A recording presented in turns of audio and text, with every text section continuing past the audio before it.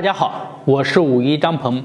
现在很多人呢，就不知不觉站着、坐着或者走路的时候，就成了含胸驼背的这个姿势。长期保持这个姿势，它会对我们的胸腔造成的压迫，会出现胸闷、气短这些现象。而且长期保持这一姿势呢，你的后背的肌肉会变得越来越紧张，感觉整个人像收紧了一样。在这个姿势下，我们穿衣服呢也会显得没有气质可言。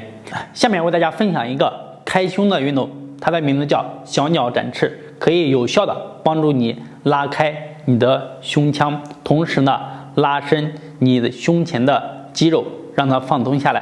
把背部的肌肉也给你放松下来。下面跟着我一起来学习和练习。首先做这个动作，我建议大家选择站立的姿势，然后把手向两边抬起来，打开。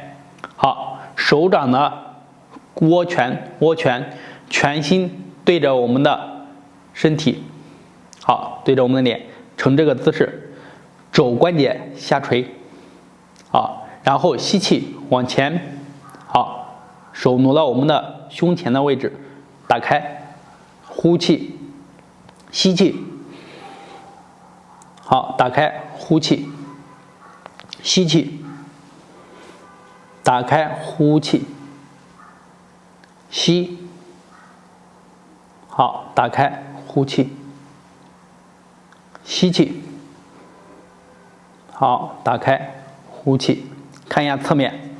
身子保正直，吸，打开，呼，吸气，好。看一下背面，如果胸闷气短的，可以多做一做，每天练个30下。好，配合呼吸，慢慢的去练习。好，当我们练了以后呢，能感受到你后背的肩胛骨，尤其这个位置特别的酸，特别的胀，我们可以轻轻的抬一抬肩。好，胸前呢也特别的酸胀。随着你练习这个动作，坚持呢，慢慢的你的胸就会挺起来，你的肩呢也会成为我们所说的一字肩，这样你穿衣服就会好了，胸闷气短的现象也会消失。今天呢就为大家讲到这里，大家如果说对养生运动还有什么问题，可以在下方评论留言和我进行交流，谢谢。